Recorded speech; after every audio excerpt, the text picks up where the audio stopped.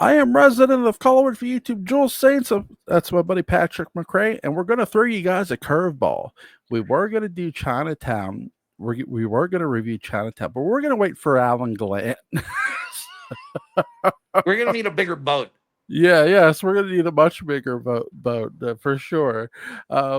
So instead, we're going to talk some Halloween, about the Halloween franchise a bit, and let's start with Rob Zombie's Halloween because that's the one. That's the one we were talking. I'll say for the viewers at home and the television audience, there often is a period where I'm lighting coal and I'm screwing around, and we talk, and often those conversations are as interesting, if not more interesting, and it's always about media and stuff, than the ones that we end up formally doing. Yeah. And so we were in the midst of that, and the conversation about Halloween was cracking good. I was learning stuff, and Joel was on fire. He was coming up with good stuff. And I just said to Joel, I said, Joel, let's do this. Let's do this as a show. And so you're sort of getting a, I don't know, almost a semi-backstage look at stuff. So that's my 2 cents. Yes, there you go. I said this to you when we were talking. I think Rob Zombie gets a bad rap for doing something a little different than what John did. I've often said that Rob Zombie's Halloweens are, to me, are not remakes of John's first movie. But I do enjoy it because it's a little bit different. I enjoy the theatrical cut. The uncut's a little more gruesome, but I get what he was going for. These are two different essays that you get from the same prompt. Yes, absolutely. And I do think something he doesn't get enough credit for, and Rob does deserve credit for it. He is a beautiful cinematographer. Very beautiful. I know I'm going to go to hell. He out Dean Cundy's Dean Cundy. Really? Give me an example. Give me an example of a filmmaking moment where you think he trumps Dean Cundy. For those who have never seen the original Halloween, and again, John Carpenter directs the original Halloween, you see Dean Cundy shoot these beautiful street shots of people, of 3 people walking, and the cart goes around the corner. With Rob, I love how Rob shoots these over-the-shoulder shots of Michael, looking at the girls across the street, and then the girls are going back at him. Hey, what are you looking at? And it's like, oh shit, they don't realize how much danger they're in. I love that scene, and I love how Rob tracks it. The lighting is perfect because it's in the day. The lighting is perfect. They're unaware. They don't know there's a killer on the loose. He's giving that sort of same feel that John gives it. Okay, the town is unaware there's a killer on the loose. He's giving that same vibe. But he's also presenting a story of these girls have no idea who the hell they're talking to. A man behind the mask. And that's all the girls are viewing him. They're just viewing as this Halloween prankster who's messing with him, and the girls just taunt him and make fun of him. And it's like, I still felt sorry for the girls right there because it's like, they don't know what they're doing. They have no idea. Yeah, right.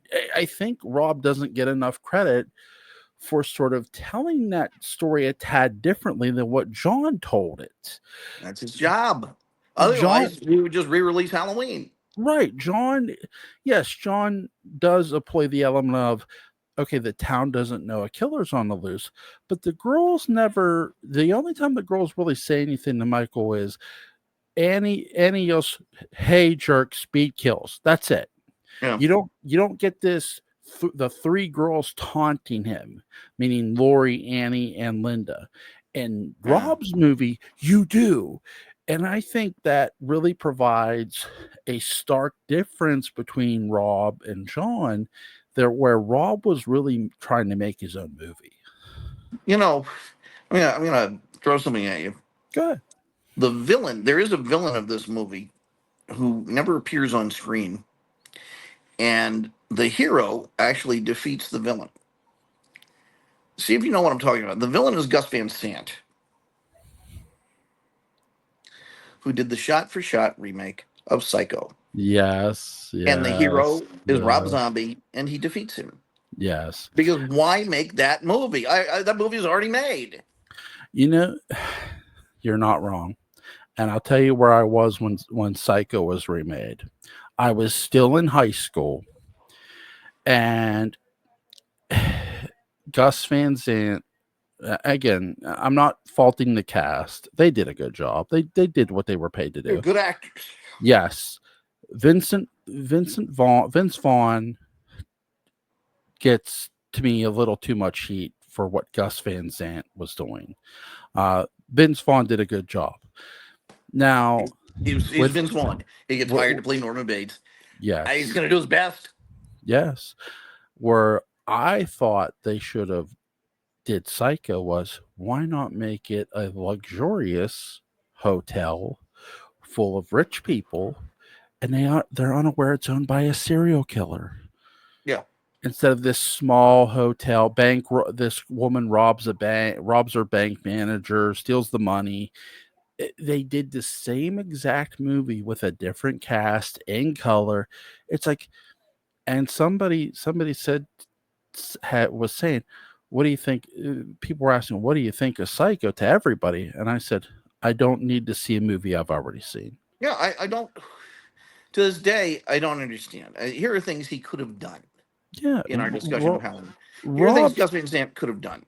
Mhm. Gus Van Sant could have, taken some index cards and written down what are the major points of each scene. Yeah. And now I'm going to do a truly modern version. I'm not going to be a slave to the dialogue or any of that.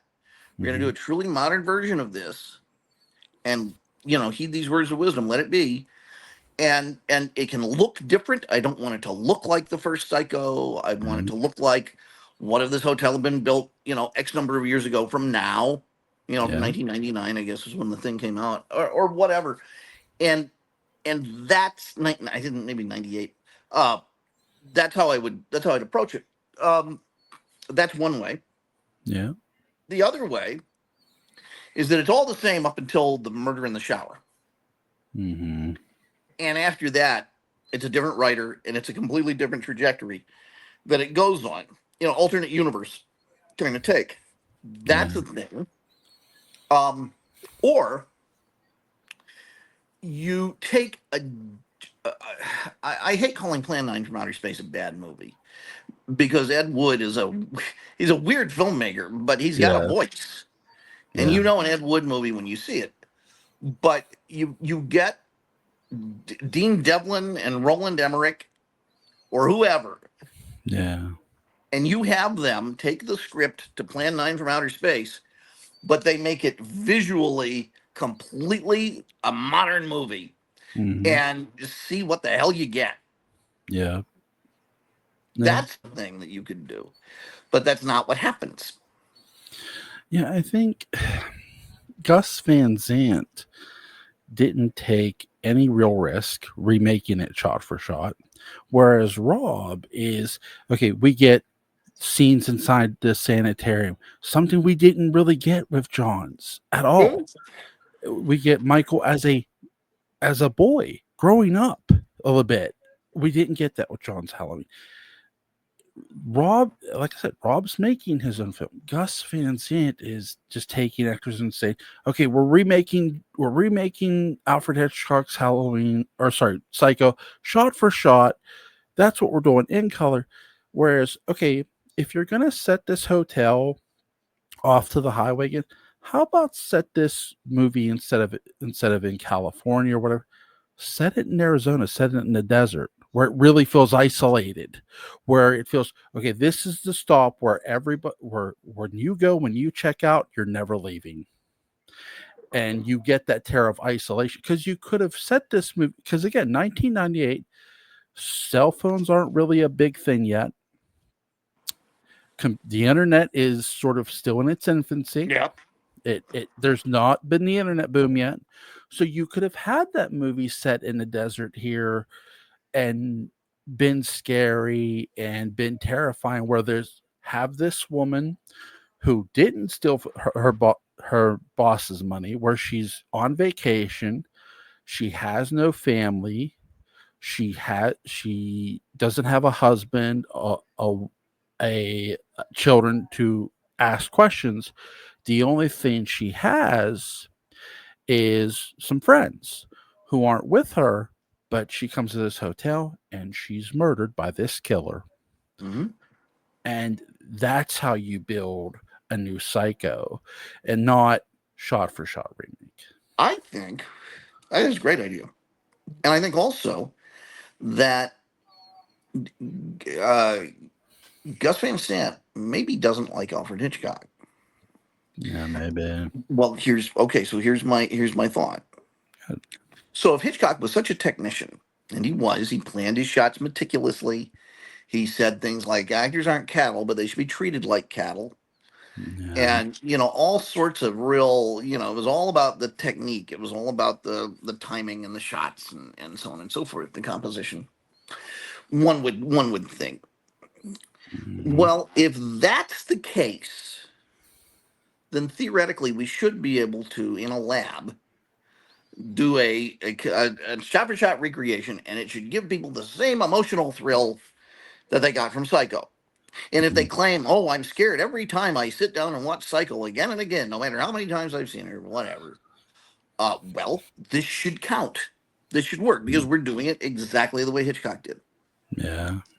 Uh, and if it doesn't, then it means that maybe this grand poobah of cinema is not such a big deal.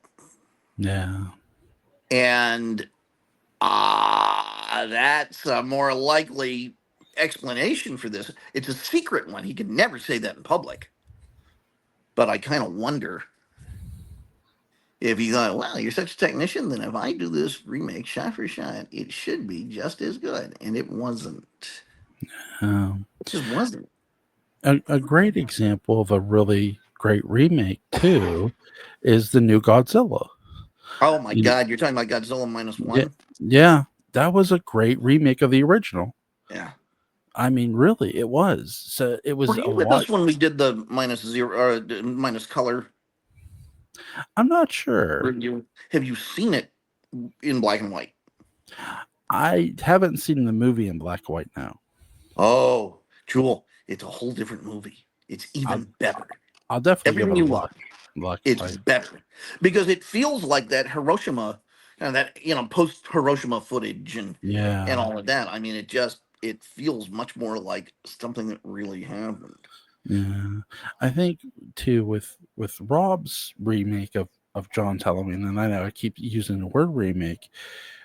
I don't view it as a remake because Rob was so original with what he was trying to do here with with the characters he was using. Yes, they were created by John Carpenter and the late Deborah Hill, but he really tried to make these characters his own. And I think that's something he doesn't get enough credit for and unsung. He gets it's unsung for him. I mean, he had we saw Michael Myers kill the Strodes. We didn't see that in John's Halloween. We saw Michael Myers not just stalk, three teens. He stalked other people and killed them like the Strodes. He I love how Rob described how he wanted to the young boy who played Michael, that when you saw the young boy, you sort of saw Taylor Maine. And when I watched the movie on DVD and I see the over shoulder shot of the young boy, I sort of do see Taylor Maine a bit. Like he's trying to, you know what I mean, show this. Okay, there's some similarity, even though they're one's tall, one's obviously small because of I being a saw boy. 90s rock singer Taylor Dane. Yeah. No, I'm Yeah. just kidding. It's Taylor Dane. But really, he does a really great job in his approach to telling a different story. And I think to to give him the ultimate compliment, he made his movie a remake different. He didn't make it shot for shot. He didn't take the characters and say, "Let's rinse and repeat what John Carpenter did." Oh yeah.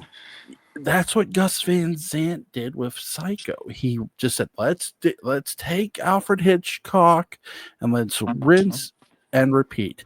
I will say this too about the Texas Chainsaw Massacre movie, that it wasn't quite rinse and repeat. It wasn't necessarily No. shot for shot.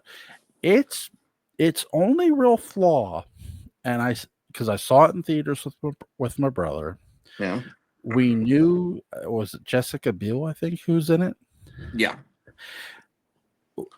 She's other than Arlie Ermy, but Arlie Ermy is a antagonist. She's the only real notable name in it. So when I walked in, I told my brother, I pulled out a 50. I said, I will bet you $50 she lives. Because she's the only name. It it made that there is what sort of because it's too obvious. Yeah. If they cast other, because this to me, I know people feel like then the Scream movies sort of ended. To me, they were sort of still somewhat going on at this point to a degree where because you have this girl coming from television, you should have had other notable actors around her, not necessarily A-listers, but people with names. Where Yes. okay, they're in a Anybody Texas, could, now that they're all famous, anybody could die. right, and Because, that's somebody has to. right, and that's something that the Scream movies did. Like they threw curveballs, they took risk. Joel, can you Where riff on this for a minute? Because I think the milkman is here. sure, And I sure, need to check on that. sure. I do think that's something Texas Chainsaw Massacre the remake gets wrong, where they just cast one big star or one up and coming star and she's a great actress, but putting her in a movie that's obviously where she's going to live sort of turned me away from the movie in a lot of ways. That it's like, okay, I if I'm expecting her to live and knowing she's going to live, why should I care? That our buddy Butch Rosenbaum said this, that the original Texas Chainsaw Massacre looked like a snuff film, and he's absolutely right. Shout out to Butch. Um, with horror, if you're going to do a remake, if you're honestly going to say, I'm going to remake this movie because it hasn't been done in how many ever years, then do this. Number one, make it as different as humanly possible, but yet you keep some things, the at least the feel of some of the original, because I think that's something Rob doesn't get enough credit for. The way he shot the movie, it felt like Dean Cundy was behind the camera. It felt like John Carpenter was behind the camera, but you knew they weren't. From a film standpoint, from a shooting the film standpoint, what made what Rob made you feel different is with the characters he was portraying. Yes, they're loud. Yes, they're in your face, but they're supposed to be because they're different. They're not the characters you knew from John's Halloween. That's where Rob sort of hits you in the stomach a bit. But it's a good hit you in the stomach to me. It's not as awful as I think people let on. Sure, there's blood, sure, there's cussing, there's yelling, but it's meant to be different from the movie you saw originally. That's what a remake should be. It should be different. If one, look, I don't know if they'll ever remake Jaws, but I don't want Jaws remade shot for shot the same way it was made in the 70s, because that's just ridiculous. I don't want the same scenes we saw from the original movie completely in the remake. You can have maybe one of those classic scenes, sure. Look, okay, in Rob's Halloween, Loomis still shoots Michael. There's still the line of, was it the boogeyman? As a matter of fact, I think it was. You still get that line. It's just not said in a house. It's just not said in a closed space. It's said in a car. And Michael pulls Lori out of the car. So you still get that classic line, and you could still have a classic line in a remake. Just do it. Make your remake feel as humanly different and look as humanly different as possible. Where, okay, if a Jaws remake were to happen, to me, I wouldn't start it off with a girl going skinny dipping and getting pulled down under because you would expect that. What I would start it off with is you would hear this hammering. Girl girl goes missing, and you don't know what happened to the girl. Or two people go missing. What happened to the two people? Where'd they go? Do something like that. You have to, again, you can't do everything the exact same way someone else did. Or because what's the point in making your movie? You can't. Where I give Gus Van Sant very little credit is his actors. His actors did great work. But that's more on the actors that did the great work. I don't fault Vince Vaughn. I don't fault, you know, everyone else in the movie. I don't fault the actors. I fault Gus Van Sant. I think another really interesting sort of. I'll give a great example. Wes Craven's A New Nightmare, though it is is him telling Freddy in the real world as much as humanly possible. But a lot of that movie is callbacks to some of the movies you saw before, especially the original. There's a lot of callbacks to the original, but they're clever callbacks. They're not callbacks to piss you off. They're callbacks because Wes Craven understands his audience. Wes understood that, hey, I can do callbacks, but I have to be a tad different with those callbacks. It can't be done in a bedroom.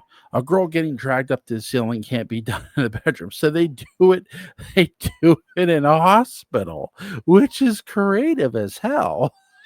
Like, I love that scene.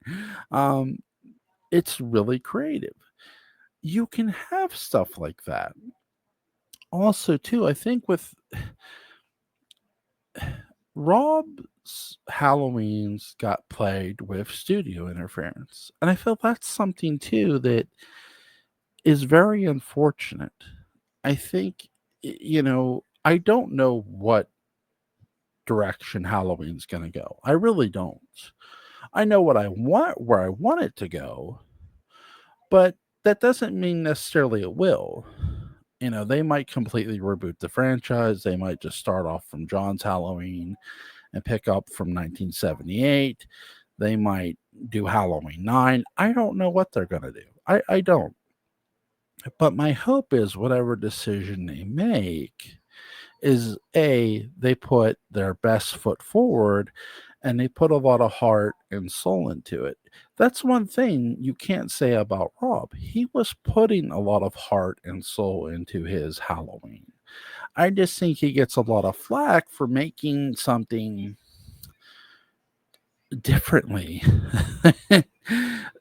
Like I know I'm pretty sure I said this in the video earlier, and if I did, I apologize. I'm not trying to repeat myself. I remember exactly where I was when Gus Van Zant's Psycho was getting made, or when he was remaking Alfred Hitchcock's Psycho. I was in high school, and when I heard, I believe I was a freshman.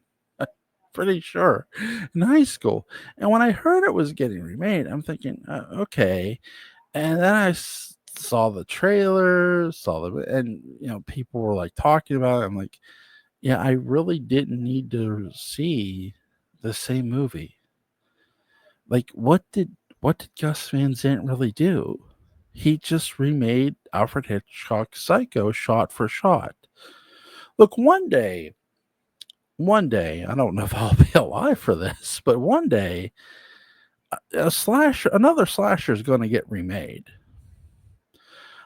And whatever that slasher is, whether it be Scream, whether it be Child's Play, well, Child's Play's already been remade, but no matter what it is, make it as humanly different as possible. Do not sit there and shoot it shot for shot, because it's just, I'm sorry, you're never going to do it that way and expect an audience. You're basically, hey, let me kick you in the teeth and take it.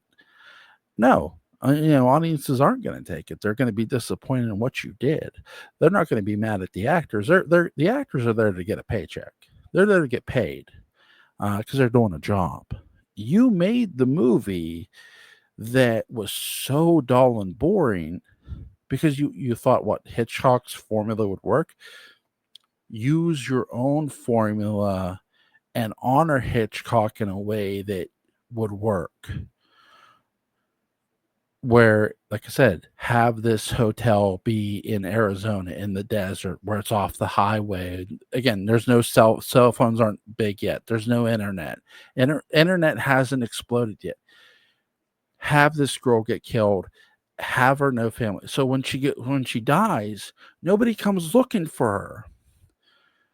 Except for some of her friends say, well, wait, didn't she go on vacation? Where did she? A lot of people, when they go somewhere, don't often say where they're going. Look at people who go climbing, or look at that one guy who got his arm stuck uh, under a rock. He didn't tell people where he was going.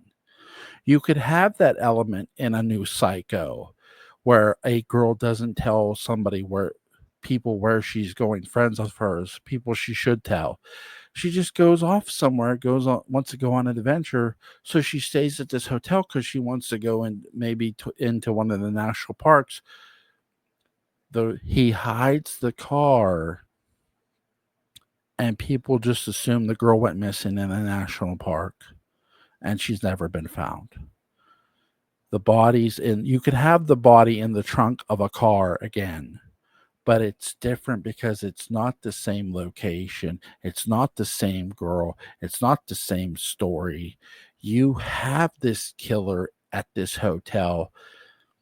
Does he dress like his mother? Maybe he does. Maybe he doesn't. Maybe he's just crazy. Maybe he's just snapped. Whatever you want to go with, but don't have it be what Gus Van Sant did. I think, too, with Rob's Halloween, we talked about this asylum, we've talked about the sanitarium a bit. Look at how different not just Rob's Michael looks, but the things he does to get to Laurie Strode. He literally breaks a ceiling. He literally runs at her, which was okay, awkward maybe, but different.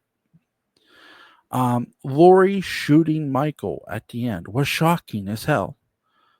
You weren't expecting her to shoot Michael in the face.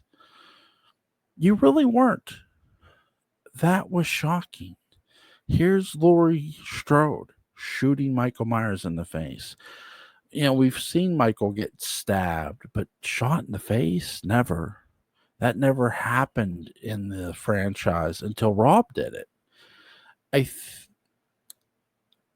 Do I get why some people maybe get a little mad at?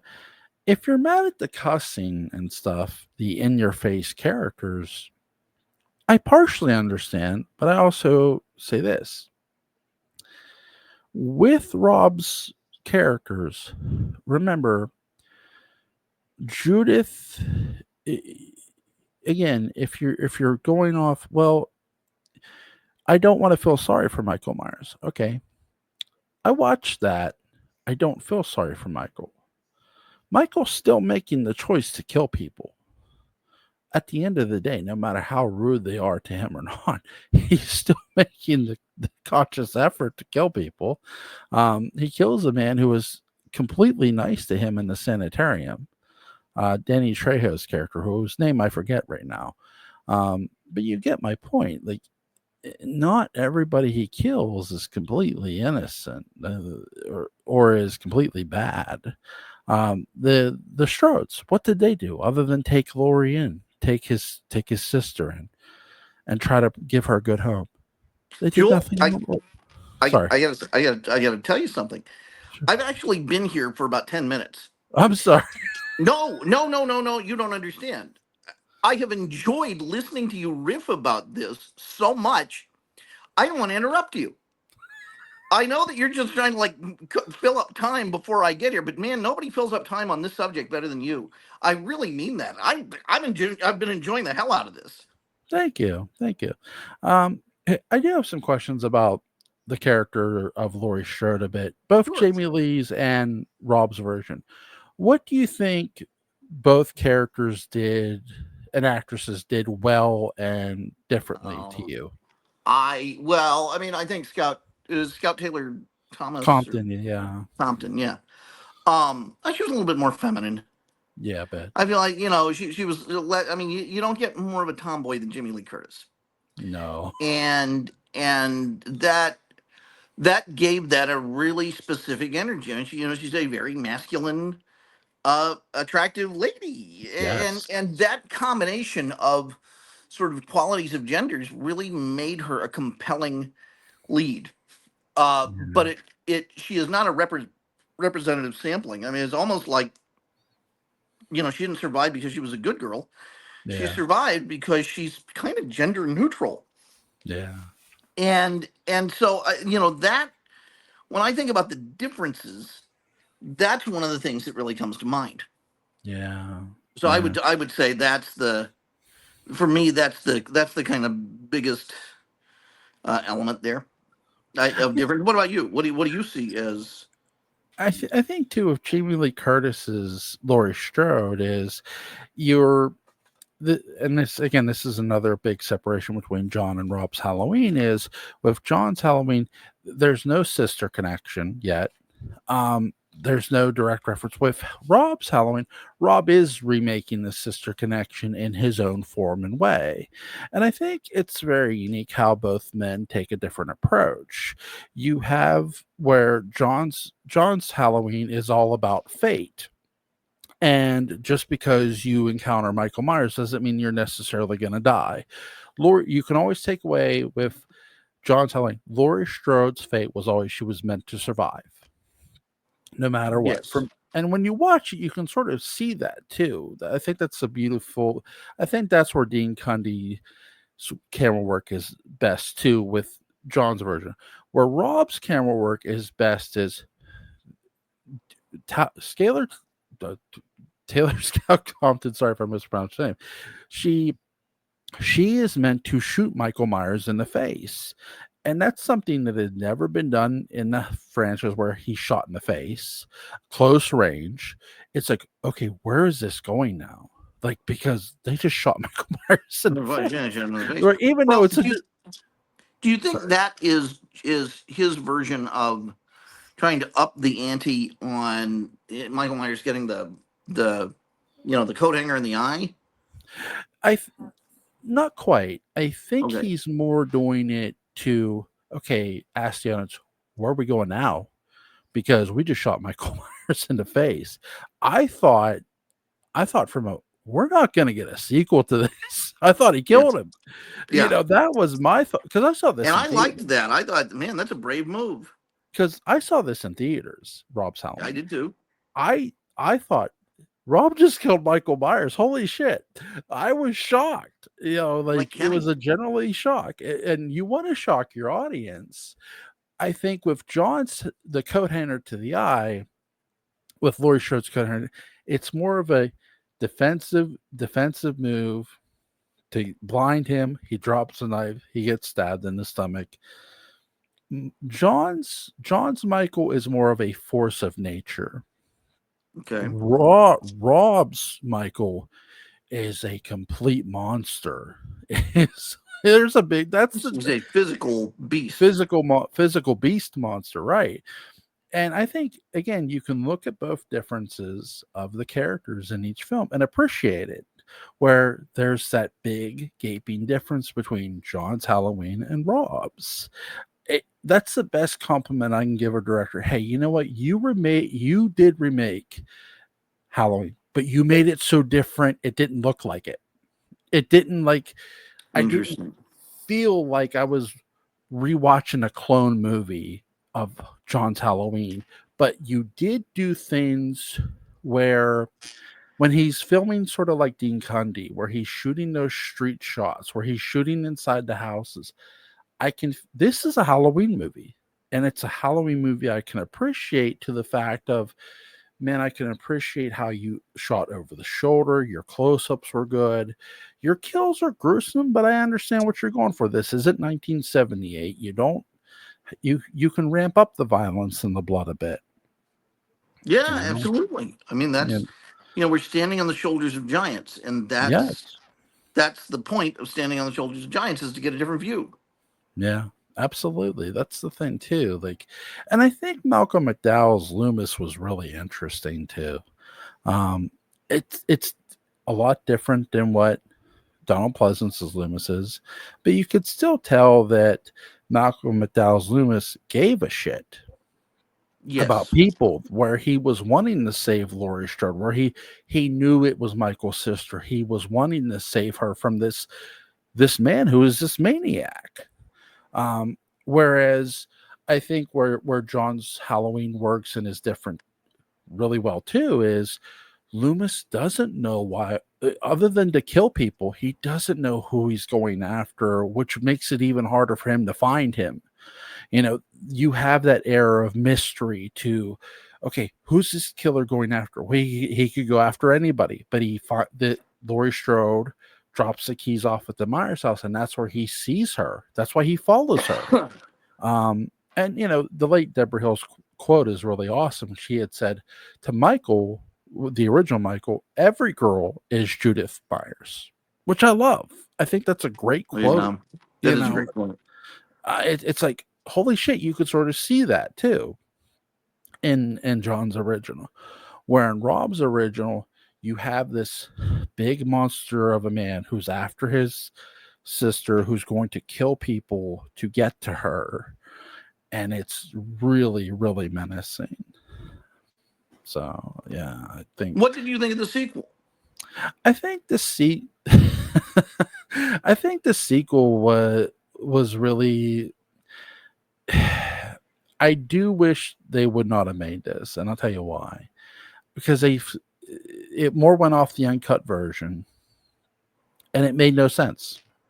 Okay. Um, I think because you're trying to sell me that Loomis didn't give a shit, he only cared about the money. And my problem with that was, well, if he only cared about the money, then why did he go back? Why did he go to rescue Laurie to begin with in the original? It was a really hard sell for me on that point. From the rest of the movie, I think it ramps up a lot of the violence. It's trying to build psychology of, hey, there's other things going on, because you have Michael's mother, who's a ghost, who's talking to both, not just him, but Laurie. I think there's decent psychology in it, but I didn't enjoy it as much as I did the first remake. I I liked them both. I really Okay. did. Yeah. I cheered every time it did something just wildly different. The White Horse, Yeah. bring it on. Bring on Yeah. the White Horse. Yeah. Loomis on his book tour, I thought was very funny. And I really enjoyed. I mean, I liked everything about that film. Yeah. In a big way. So I think I'm an outlier in that, and I All feel like right. I feel like I'm trolling people when I say that, and Lord knows I enjoy doing that, but I'm not doing that in this case. That's I not know.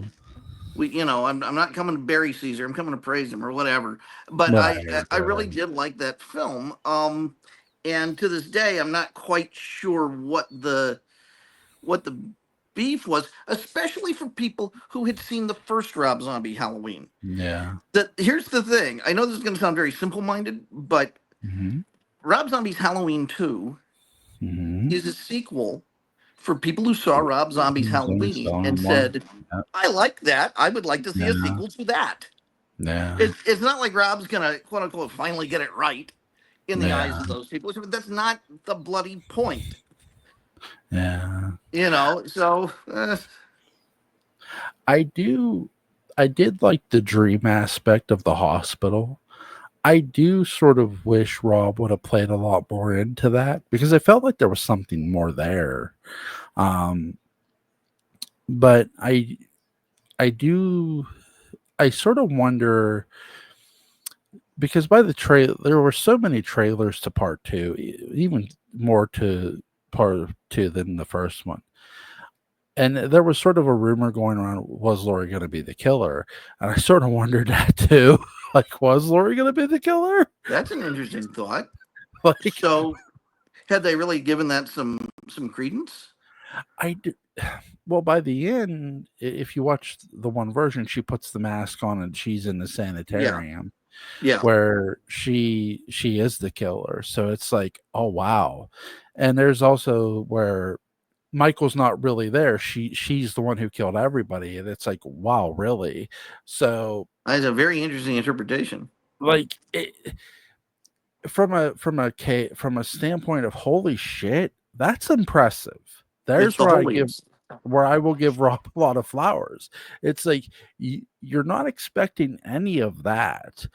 But then, okay, in the version I saw, Michael is alive. He is killing people. He is the one doing the murdering, not Laurie, because there are two different places. So, my favorite moment of part two is when literally Michael overturns the damn car, and it's like, holy shit. Yeah, Like that was, I was not expecting that to happen. it was playing for keeps. Yes, yes. And it's like you want that in the killer. So there's where Rob really impressed me with part two. It's like, okay, your by the way, his cinematography in that movie is still great. It is great. Whether I completely enjoy the movie or not, it to me is irrelevant to that point because his cinematography in that movie, because a lot of scenes are shot at night. You get a lot of night scenes. There are some day scenes in there, but I love his night scenes because they're really, really well shot because it's hard to sometimes shoot night scenes because you want less lighting, but you want enough lighting so audiences can somewhat see. The nightclub scenes was good. I love the kills in there. The strip club scenes where Hmm. Michael goes in and kills. Really well shot. And Rob, like I said, he doesn't get enough credit for being a really great cinematographer. And yes, if there is ever another Dark Shadow series, I want him to shoot the first episode. He's Yeah, that. Joel, it's funny you say that because I remember when the Dark Shadows movie was announced, and Tim Burton was attached. I thought it was fine, but I really thought, God, I wish Rob Zombie was making this. Yeah, yeah, Same thing with because Star Trek. yeah, When Star Trek he '09 was coming out, I thought, God, I'd love to see Rob Zombie do this. yeah, Uh, because he's a versatile director. yes, If you yes, saw, it's called Lords of Salem. Is the movie's called Lords of Salem? yeah, I think, yeah, Lords of Salem. Uh, that's his Stanley Kubrick / Ken Russell movie. yeah, He's gone off somewhere else, and it's just great. yeah. So I really really really believe in him very strongly. I also did enjoy the monsters that he did. I don't know if you did or I not. had a tough time with that, and I'm glad you tell me what you liked about it. I do. Well, number one, I love the comedy in it because I got it. I got what he was going for. Okay, But fair enough. I do. I loved uh, Grandpa Dracula. Basically, I loved Lily. Lily Monster. I think is her name. But I did love how it did more feel like a family fun movie, which again the monsters is supposed to be. I but when watching Rob's The Monsters, I did notice with the jokes, it more felt like they was meant for a studio audience to sort of get at. It did more feel like not so much a movie, but more of a television event than a movie. It did have that sort of that late '70s, early '80s TV movie Yeah, reunion feel, and I have to admit I liked that about it. yeah, I did too. I think eh, you get all the jokes are there to get. It's like I don't feel they do they feel a bit dated? To me, no, because like you and I have both watched enough of the monsters that it's like okay, you get some of the humor he's We're going men of for. the world. Yes. We've Yes. been around the block. Come on. Yes, yes. But what did you like or dislike about it? Sorry. I didn't think it was funny. I think Oh, that okay. was the biggest thing is I kind of got bored Yeah. watching it, and I feel bad saying that, but it No. just there was something that did not fit, and I don't think the thing that didn't fit was the director. Right. I mean, it might have been the director's screenplay, Yeah. but I was perfectly happy with the direction of the movie. No. So I guess there's that. I don't know if that's helpful or not, but that's what I got coming out of it, and I did not feel a compelling need to continue watching the film. Yeah. I think Yeah. that was the biggest element there for me. Is that I thought, okay, I get the hey kids, we're doing Cookie Monsters thing, which I know is very Yeah. popular with a lot of people really like that. It's just Yeah. not my cup of poison. Yeah. Yeah. I feel too there's there could have been other things that, like, to me there's like other certain aspects of missing from Rob's Monsters a little bit. I would have Okay. loved to see like appearances from like certain people like Alice Cooper. Oh, that would have been great if it Right. had been done like the like one of those things with special guest star, and it Yes. would announce the special guest star Paul Lind. I guess in this case, Yes. Andy Dick or somebody like that. But that's the equivalent. Yeah. I think that would have been great. Yeah. Yeah.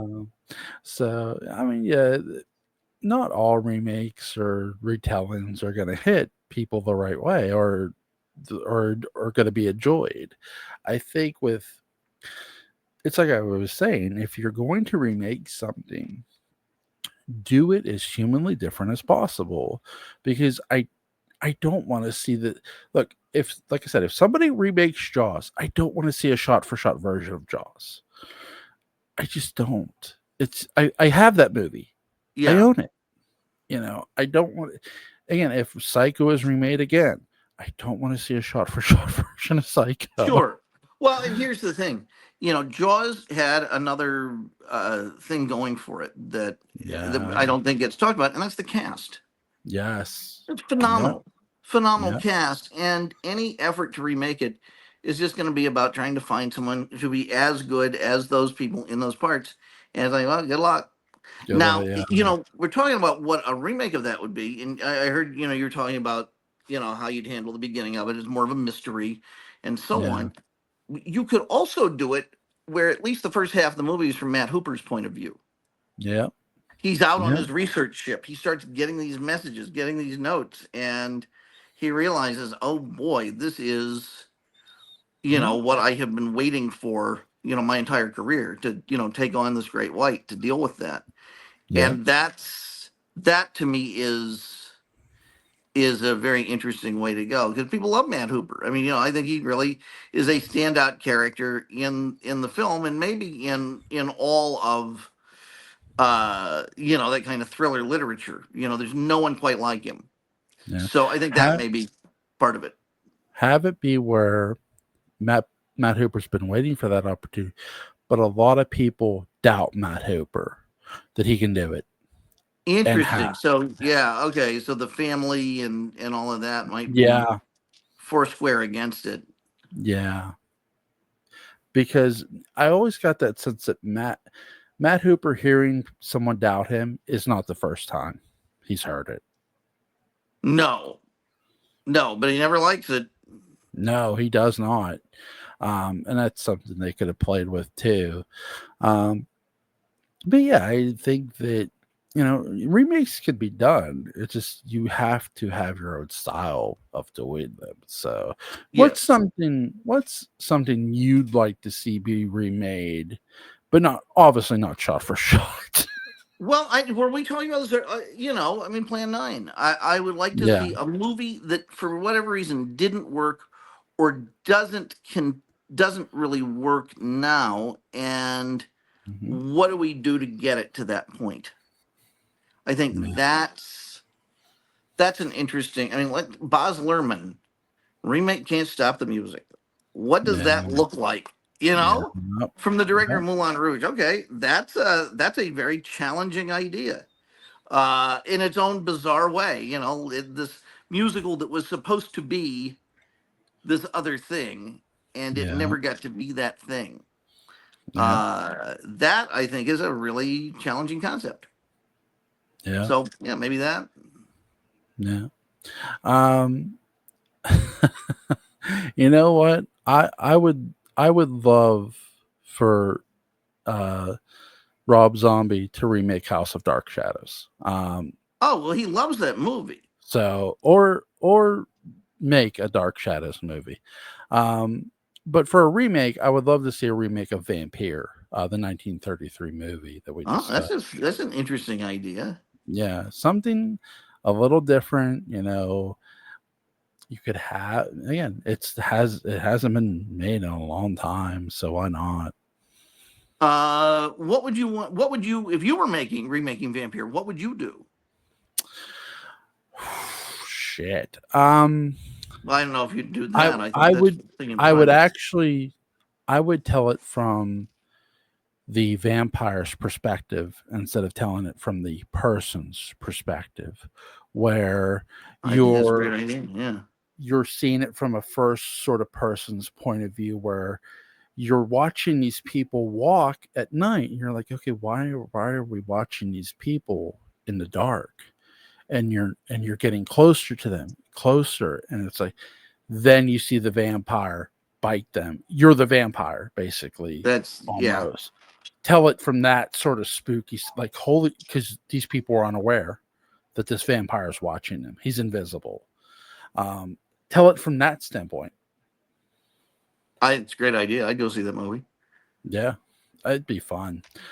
So that's It would something be I'd fun. love. Yeah, I think that would. I would love to see something like that be told in a different way, because again, you do generally get vampire movies from the victim standpoint, not the vampire standpoint, Hmm. um, and that's something that hasn't really been done too much. Bring it So on. Make it happen. why not? Yeah. Whoever's Uh, listening out there. yeah. Is there anything you want to add to this before we go? I don't know. I think it's been a nice discussion. I've enjoyed just sort of being along for the ride on this one. Yeah, this has been a lot of fun, and I'm glad I got your perspective of the different Laurie Strodes. Um, Yeah. I do want to ask you because I'm more of a fan of the franchise of Halloween. What's something you'd like to see Halloween do as a franchise? Well, yeah, I would if I were going to make a Halloween movie. I think the Rob Zombie idea is a really good one. I would make an anthology film, Oh, and it could be different Michael Myers adventures. It could yes, be different parts of the movie made by distinctly different filmmakers, yeah, where you divide up the film and you say, guys, be as signature as you want.